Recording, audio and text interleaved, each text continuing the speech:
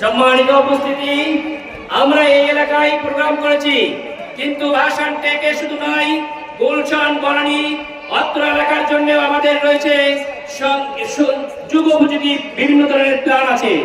এই এলাকার সিকিউরিটি, এই এলাকার ময়লা নিষ্কাশন, এই এলাকার যে গুলশান বনানীর যে লেক আছে, সেই লেককে আমরা সম্পূর্ণ আধুনিকায়ন করবো ইনশাল্লাহ। কড়াইয়ের যে বস্তি আছে, এই বস্তিতে শুধু আগুন লাগাই সমাধান নয়, এই এলাকাকে আমরা সম্পূর্ণরূপে বৈজ্ঞানিক ভাবে ইঞ্জিনিয়ারিং প্ল্যানে নিয়ে এসে সেটাতে পানির ব্যবস্থা, পয় নিষ্কাশনের ব্যবস্থা, ফায়ার এক্সটিংশন সবকিছুর ব্যবস্থা করে সত্যিকারের একটি মডেল তৈরি করব। বাংলাদেশের জামায়াত ইসলামী পরিবর্তনের সূচনা করবে দেশে, আর সেই পরিবর্তনের মডেল হবে ঢাকা 17 আসন ইনশাআল্লাহ। আপনাদের মাধ্যমে দেশবাসীকে আমরা জানাতে চাই, এবং আজকের এই প্রোগ্রাম আপনারা দেখছেন লাল সবুজ, এই লাল সবুজের পতাকা এদেশের প্রত্যেকটা কর্মী ধারণ করে।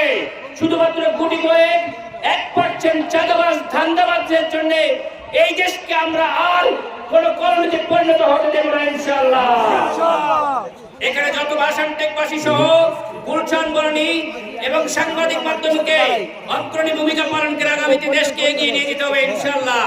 প্রত্যেকটি সচেতন মানুষ আমরা আগামীতে দেশকে এগিয়ে নেওয়ার জন্য অগ্রণী ভূমিকা পালন করব। আসসালামু আলাইকুম।